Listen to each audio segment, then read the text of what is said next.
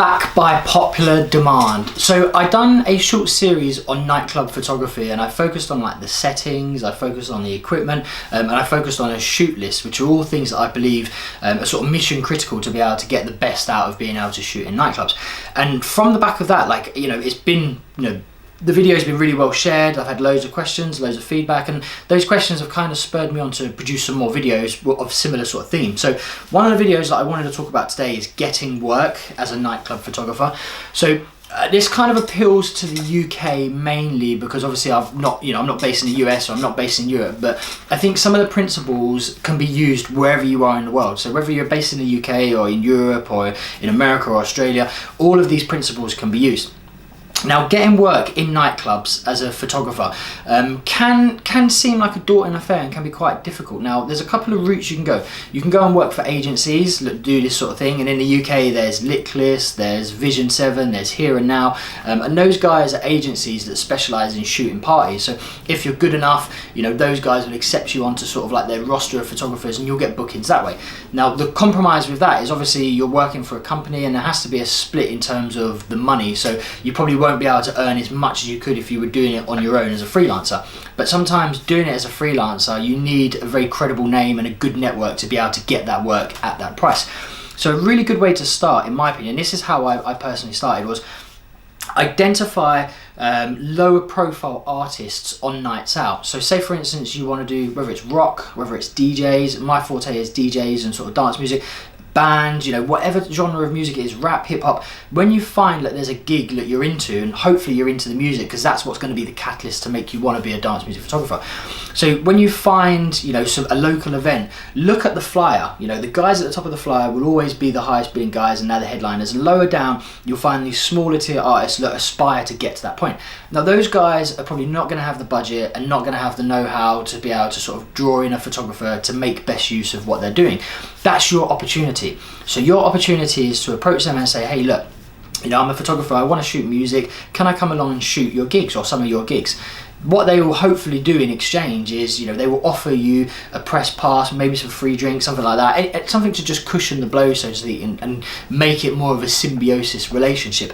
So that is your foot in the door into nightclubs. Now, what I personally did is I went off to dance music events, I looked at artists and I said, hey, look, you know, I want to come and get into dance music photography, I'll come and shoot some of your gig, I will give you all the images for free, you can use them however you want, just credit me in them or whatever, and start to build these relationships with people in the industry. And at the same time, you start to build a portfolio of that specific work.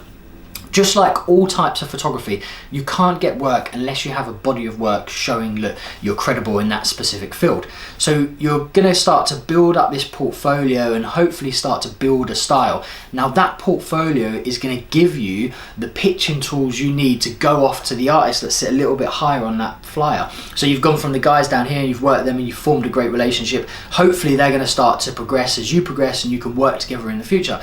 But then what you can do is you can use that ammunition to then pitch to the bigger guys. So you can say, here's my portfolio of work, this is my style, here's the shoot list I'm guaranteed to deliver every time I come to a club, and then pitch that high work. And then guess what? Once you've done that and successfully built a portfolio at that level, you then take it to the next level. And hopefully somewhere between this point, there's going to be people starting around the fringes to ask you how much you charge for your service.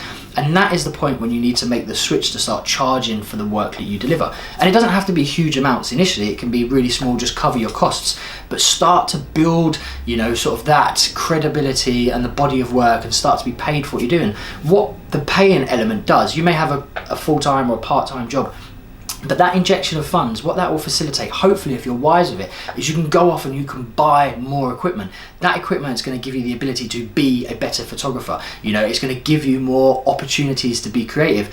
Those opportunities to be more creative are going to help build a stronger and better portfolio, which is then going to catch the eye of hopefully the guys that sit at this top tier. Because you can't just go from here to here unless you've got a mate in the industry and he sorts you out. But even if you do make that step because, you know, you've been sorted out by a pal, you're not going to have the skill to be able to deliver at that the other creatives can deliver at that level. So you've got to go through this process. There isn't a fast track way to do it. So you start building up this portfolio of work, and hopefully during that time you really start to define who you are as a photographer or a videographer and the style of shooting that you do. Continue to stay inspired by other creatives around you and look at the work that they're producing. And here is a really another important tip. A lot of photographers, especially music photographers, early on in my career, there's almost like people keep each other at bay a little bit. You know, they're sort of, oh, you know, don't let people too close because we all do the same thing.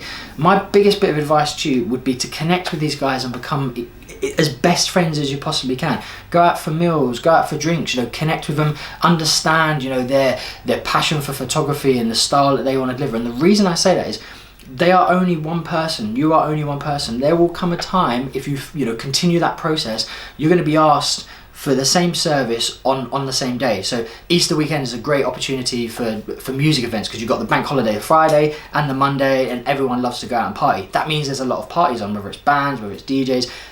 Potentially you're going to get asked to be booked at 2 locations. You can't do that. So it's great to have a resource that you can send that work to somebody else, and guess what happens? They will then send that work back to you. So having that network of photographers that do similar style to work to you will help you get up that ladder faster, and also broaden you out to other parties and other bands and other venues, which again is all building this solid portfolio.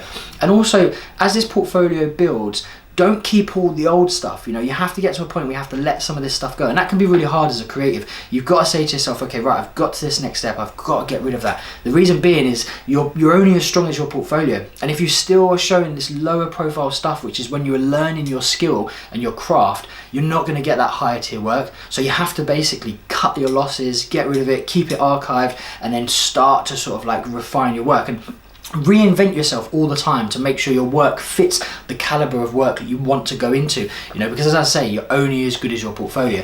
So how do you get nightclub photography work? That's a really good example. You know, start off working for free. When people start asking you for how much you charge, going really softly to start building up the gear that you need. Continue to educate yourself and continue to network. Hopefully, by doing that in years to come, you know, you'll be in a position where you get the opportunity to stand side by side or face to face with your musical idols and heroes, and you'll be able to take pictures of them, because that's what a lot of music photographers want to do. You know, they want that opportunity to stand shoulder to shoulder or shoot their idols. You know, that's where you want to be, and hopefully by doing that it will get you there. I hope you enjoyed the video. If you've got any comments, pop them down below. If you haven't checked out my Instagram, please do. So it's very simple. Basically, it's lukecurtis.co.uk. My website is www.lukecurtis.co.uk. I'm a music and music portrait photographer and a public speaker. Hopefully you enjoyed. Please subscribe, and I'll catch you all next time. Take care.